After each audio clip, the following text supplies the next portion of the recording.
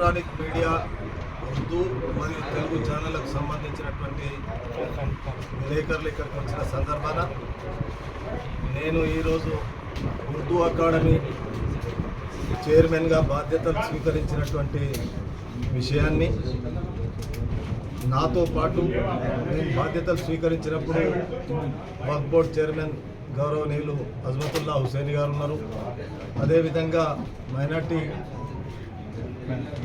Minority finance department సంబంధించినటువంటి chairman Ubedulla Kotwal గారు ఉన్నారు.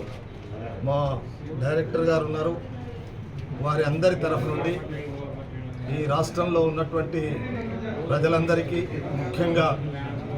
ఉర్దూ రిలేటెడ్ సంబంధించినటువంటి శాఖకు,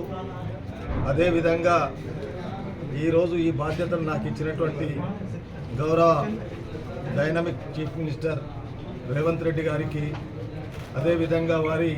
క్యాబినెట్లో ఉన్నటువంటి ఉప ముఖ్యమంత్రి భట్టి గారికి, క్యాబినెట్ మంత్రులకు, ముఖ్యంగా నన్ను ఈరోజు ఈ చైర్మన్ పదవి ఇవ్వడానికి అఖిల భారత కాంగ్రెస్ కమిటీ అధ్యక్షులు ఖర్గే గారు, సోనియా గాంధీ గారు, ఈ రాష్ట్రానికి ఇన్ఛార్జిగా ఉన్నటువంటి దీపాదాస్ మున్షి గారికి, అదేవిధంగా మా జిల్లాకు సంబంధించినటువంటి గౌరవనీయులు మాజీ మంత్రివర్యులు శాసనసభ్యులు సుదర్శన్ రెడ్డి గారికి, అదేవిధంగా మాజీ మంత్రివర్యులు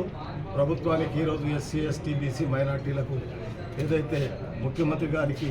సలహాదారుగా ఉన్నటువంటి గౌరవనీయులు షబ్బీర్ అలీ గారికి, మహేష్ కుమార్ గౌడ్ మా మిత్రుడు వర్కింగ్ ప్రెసిడెంట్ ఎమ్మెల్సీ గారికి, మా జిల్లాకు సంబంధించినటువంటి ఇంకొక శాసనసభ్యుడు